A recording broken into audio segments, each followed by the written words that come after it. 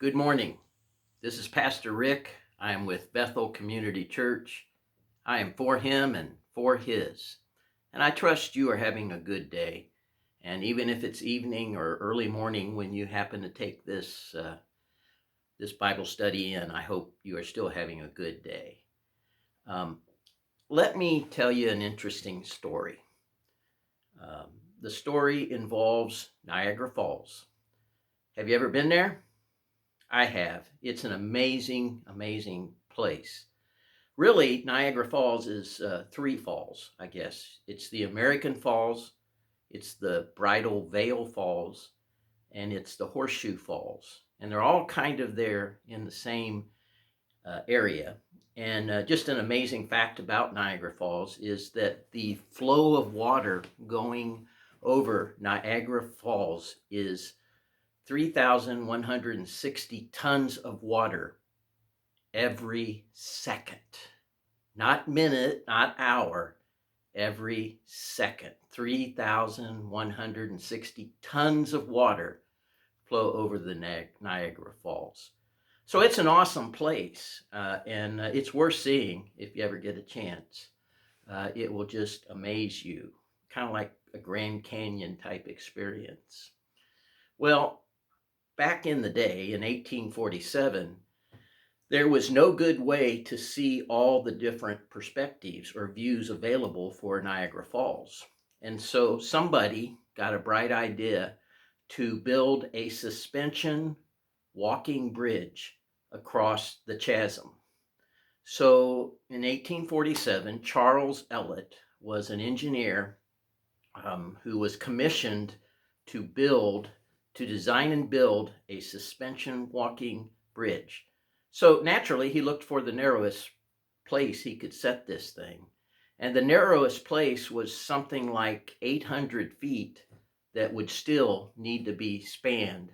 That's over 260 yards, or more than 2.5 football fields, if you want to put it in somewhat perspective to the measures we think of today. And on each side of the chasm, you were actually had cliffs of 225 feet or so on each side.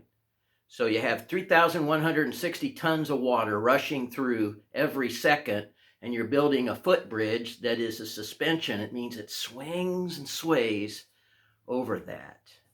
Not me. Not signing up for that job. But Charles Ellet did.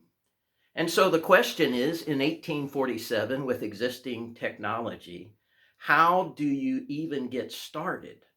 How do you get the first rope across the chasm? I mean, it's 2.5 football fields long. So there was a lot of discussion, involved rockets, cannons, birds, pigeons, all those things. And probably all those methods of getting the first rope across the chasm were viable, but they wanted to get a little PR out of this too. So they came up with this method. They decided to have a kite flying contest. Yep, a kite flying contest. And there would be a cash prize of $10 in those days' dollars, which is about 350 in today's dollars.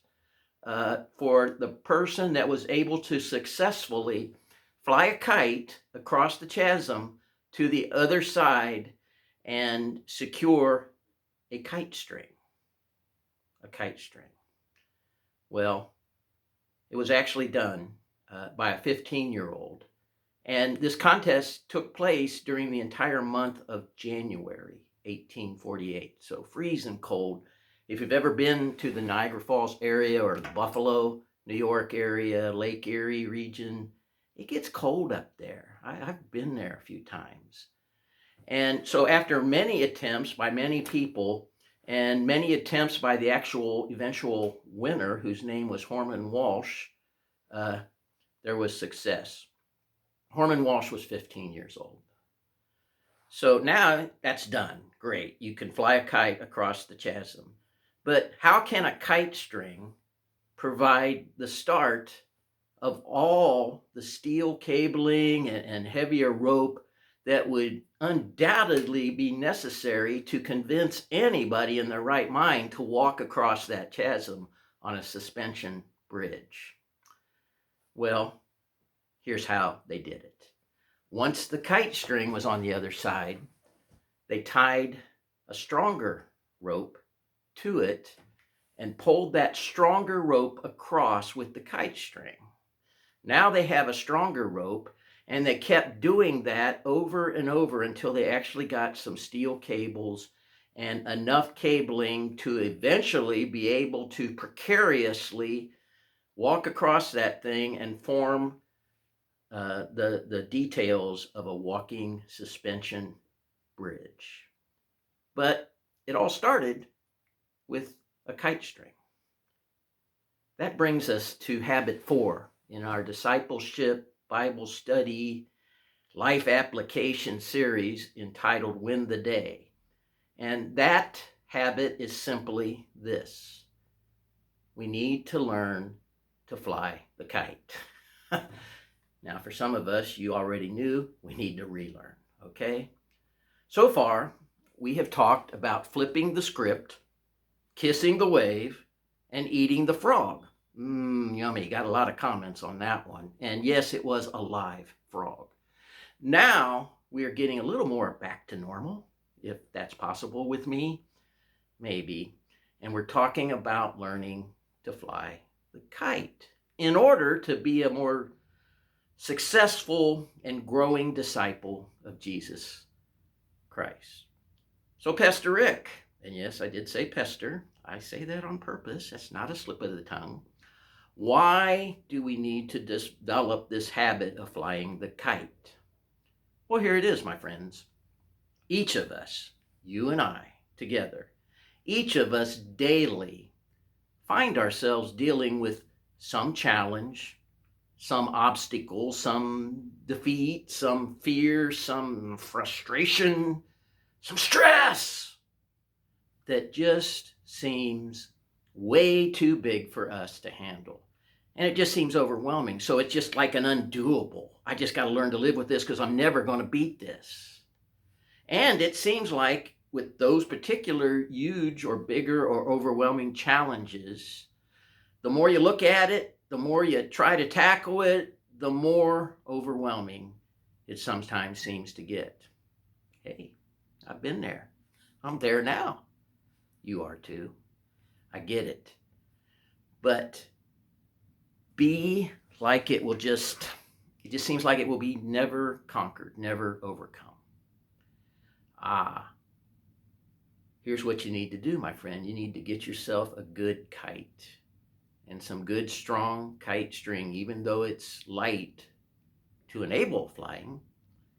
And even if it is in the dead of winter and on each side of a 225-foot cliff, snow blowing, you need to get you a kite and start flying it. What I'm saying is this: do not try to overcome the big stuff, the hard stuff, those kind of things, in just one day, with one fell swoop. Don't be discouraged if you try some ingenious plan and it doesn't work out now. God is the only one I know that can do that kind of thing, in which something is taken care of in just one day or even in just 1 second. But as for you and me, we are a lot less than him, and we are just not built quite like that. We have to depend on him, and we need to depend on him, and we want to depend on him. And God knows that. Guess what? He made us.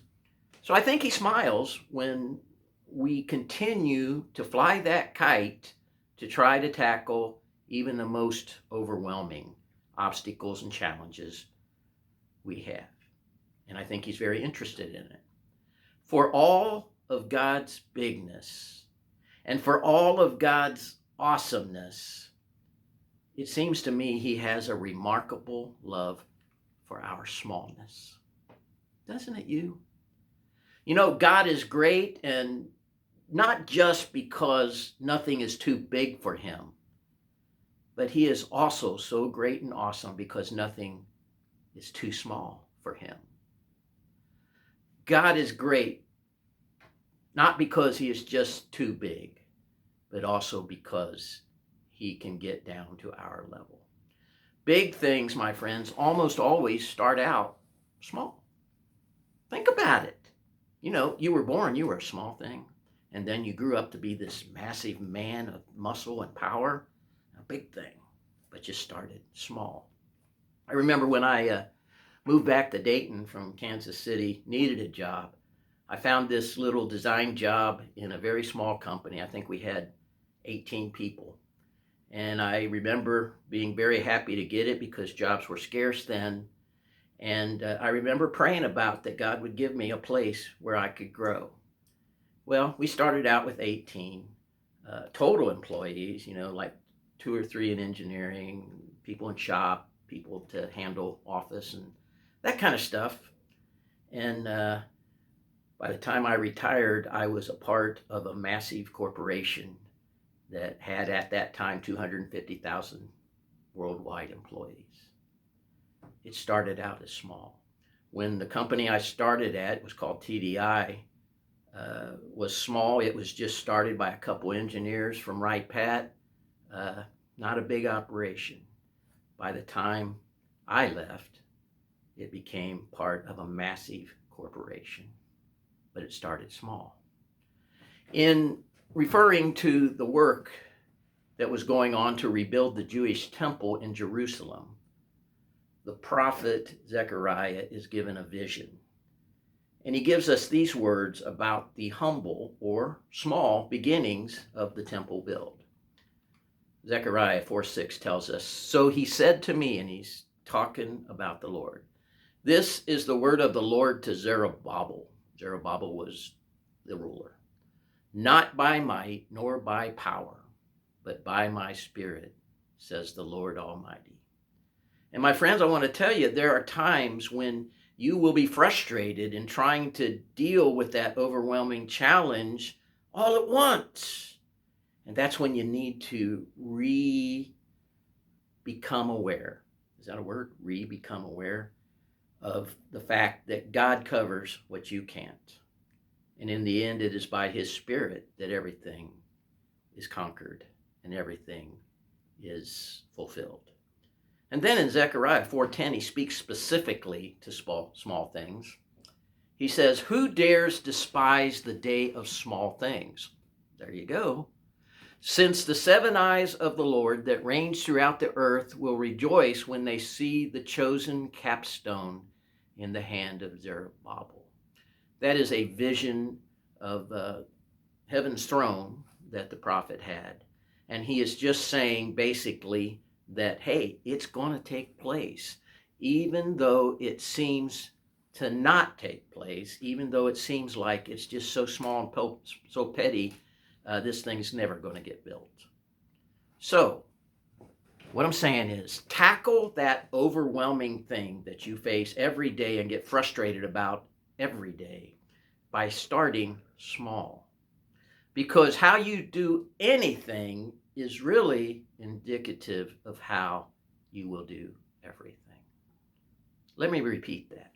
How you do anything is really a strong indication of how you will do everything. If you are not willing to make seemingly little sacrifices and take seemingly little steps now to tackle the big stuff, you are not really ready to beat it. You need to fly the kite before you build the bridge. So I'm asking, as you look at the challenges you face, as you look at the frustrations you face, as you look at the things you're mad about or you think somebody else isn't doing right, are you praying regularly? Seemingly small thing, but a huge thing. Are you praying fervently, consistently, going to the very throne of heaven? Because you can do that despite whatever day you are having. If you're not faithful in the little things, he cannot trust you in the big. Are you taking in his word? Are you serving in the little things, stuff people may not even see? You see, the trash needs to take out. Do you take it out, or do you complain that somebody's not taking out the trash? Are you being diligent and faithful to Jesus and his, even when you do not feel like it? That's so huge, my friends. If you want to see the amazing and awesome work of God, you have to see him and serve him in the small things first. You need to fly the kite. Are you willing to hang in there when things aren't perfect or to your personal satisfaction or the way you think they should be? My friends, fly the kite first and let things grow and let things mature and let things develop. It's not all about you. It's about you being faithful in the little things, even when you don't feel like it. One of my, he's not one, he is my most favorite college basketball coach of all time. His name is John Wooden. Now, if you're not into basketball, you're saying, huh? But John Wooden was an absolute success in college basketball. From 1964 to 75, his team, the UCLA Bruins, won 10, not 2, not 3, 10 NCAA national championships, and 7 of those were in a row consecutively. A feat that I doubt will ever be matched. Who knows, but I'll be surprised. His secret to this huge success, this outstanding success, is simply this. He knew how to fly a kite. He worked the little things. You know, I said my boss used to say to me, and you may remember this from a couple sessions ago, the devil is in the detail. But now that I've had time to think about that and say that out loud some more, I think it is really God is in the detail, not the devil, my friends. In 1947, John Wooden coached a team at Indiana State Teachers College. You ever hear of it? I haven't. He coached basketball there. And he did such an outstanding job that suddenly this little teachers college had some great teams. Now, they were small college. They weren't the big time yet, NCAA. But they received an invitation to play in what was the equivalent of the NCAA tournament for small colleges in 1947. But there was a policy from that governing body, it's 1947, remember, that banned the participation of black players. 1947. So just one of John Wooden's players was black, and he wasn't even a starter. But John Wooden rejected the invitation. Why? It wasn't right. Why? We're a team. We are all in this together. If you don't want one of us, you get none of us. So Wooden was faithful in the little things that counted. You know, he didn't win the championship that day, but you know what? From 1964 to 75, he laid the foundation in his own character to win many. You know, John Wooden became known as a great coach, and so he could recruit the best high school athletes in the country. People were dying to play for him because they knew it was certain NBA after that and lots of fame and all that stuff. And so he had the very best players. You know how he started his relationship with them once they were recruited? He rounded them all up. If he had 3 or 4 new players that year, whatever he had, he rounded them all up, called them into the locker room, the first practice, and he showed them how to put on a pair of socks. How to put on a pair of socks. You got to pull them up high and tight, no wrinkles, make sure there's no folds or anything that would mess up your toes. John Wooden, famous coach. And then he went on to teach them how to lace their gym shoes. You had to do them tight. You had to do them well, no slack.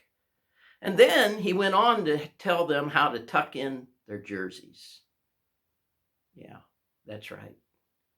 He taught them as well how to tie the knot in the drawstring on their uniform shorts. Wow. The basics. If you do the little things right, you're able to do the big things later. John Wooden had a 7-point creed that I think's worthy of mentioning in this study, which is as much about applying the Bible as it is about applying some self-discipline in becoming a better person overall. And he always shared this creed with his players. He got this from an interview with Supreme Court Justice Clarence Walker that he came across shortly after he turned down the invitation in 1947 at the small Indiana State Teachers College. Here's the 7-point creed. Number 1, be true to yourself. Number 2, help others. Number 3, make each day your masterpiece. Number 4, drink deeply from the Bible and other good books. Number 5, make friendship an art. Number 6, build a shelter against a rainy day. Not bad advice, my friends. And number 7, pray for guidance and count and give thanks for each and every blessing every day.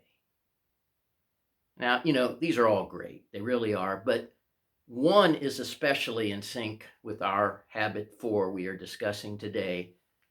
And that habit is flying the kite.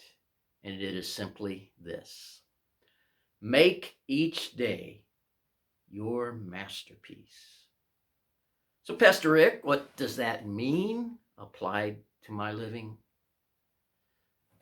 Do the best with what you have now, not with what you want to have, but may or may never have. If you do the best with what you have now, God will do the rest. Potential is God's gift to us, but what we do with it is our gift to God. You fly the kite when you do the best you can with what you have now, not what you wish you had or not complaining about what you don't have, but are you doing the best with what you have now? If you are, you're flying that kite. You are sending that string over that you can build on in the days ahead.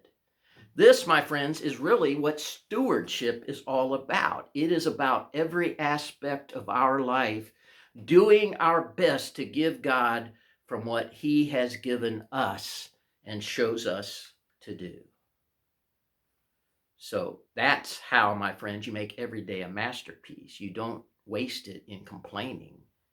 You fulfill it in doing your best with what God has given you. Here's another way you can make every day your masterpiece. Learn to realize, make this a part of your core awareness, that there is absolutely nothing ordinary about you. That's right. Pastor Rick, are you saying we're all weird? We are, but I'm saying we're all special. There is absolutely nothing ordinary about you. God made each day a masterpiece when He created this place we live in, this world. At the end of each day of the 6 days of creation, we read in Genesis, He paused. And what did He say? Behold, it was good. Behold, it was good.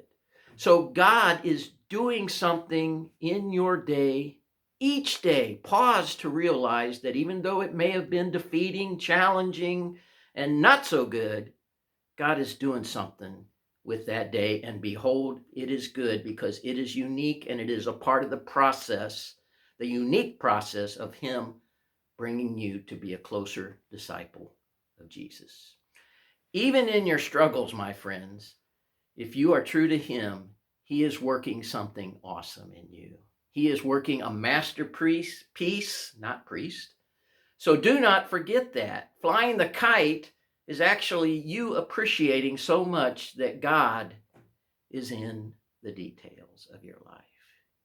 You know, this is kind of funny. Even on your worst day and mine, we have spun around while standing here on planet Earth at 1,000 miles per hour and never got dizzy, while speeding through space, the void of space, at 36,000 miles per hour, and still keep our balance.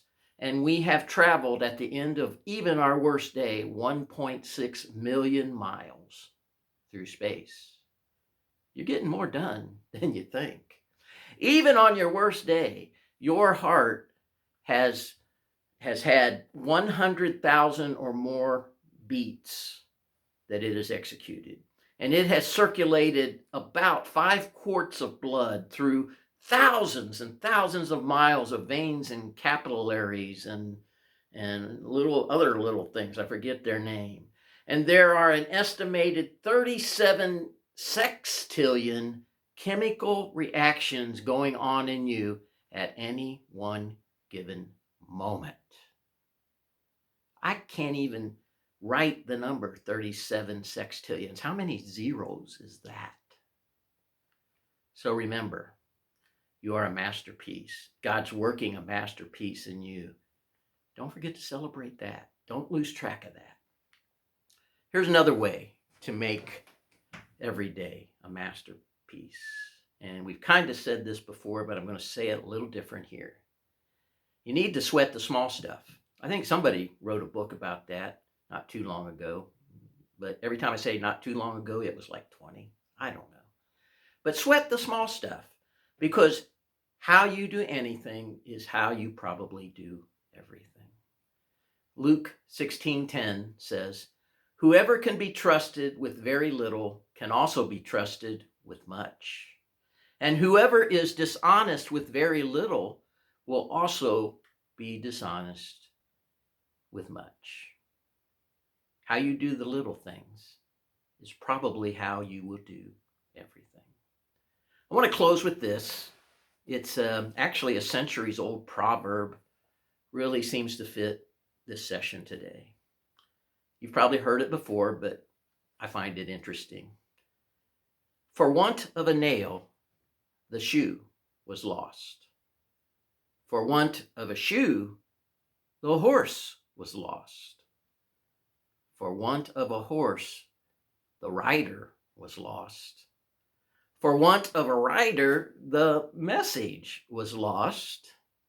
For want of a message, the battle was lost. For want of a battle, the kingdom was lost. And all for the want of a horseshoe nail. Fly the kite.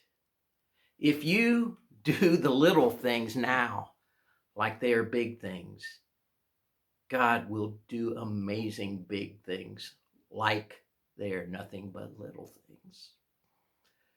Jesus did not talk about mustard seeds just to whistle Dixie, my friends. Hey, I'm Pastor Rick. I am for him and his. I'm flying the kite today. I invite you to do that with me. Celebrate the masterpiece that he is working in your life as his disciple.